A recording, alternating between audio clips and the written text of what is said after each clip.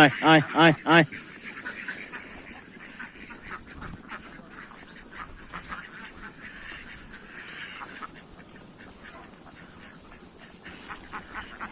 তো ঘটনাটা হয়েছে কি, আমার পুকুরের একটু সমস্যা, যার কারণে এদেরকে একটু বাইরে নিয়ে আসছি। বাইরে কিছুক্ষণ রাখবো, নিয়ে যা আবার বাসায় রেখে দেবো, কারণ পুকুরটা নষ্ট হয়ে গেছে। আমি আপনাদেরকে অবশ্যই দেখাবো পুকুরটা কি হয়েছে। তো এই হলো অবস্থা। আর এই পুকুরতে একটু রাখবো, দেখেন এরা সবাই নামতেছে। আয় আয় আয়, সবাই নামতেছে মাশাআল্লাহ। ওরা কিছু হাঁস ভিতরে ঢুকছে, এর ভিতরে জমির ভিতরে, কারণ কিছু হাঁসের অভ্যস্ত আছে, যারা পুরাতন হাঁস তাদের অভ্যস্ত আছে।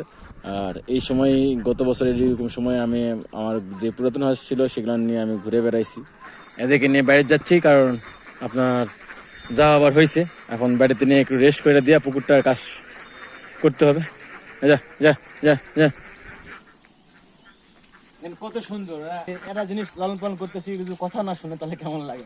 দেখো কোনো জমি নামার চেষ্টা করতেছে না, চেষ্টা করতেছে না।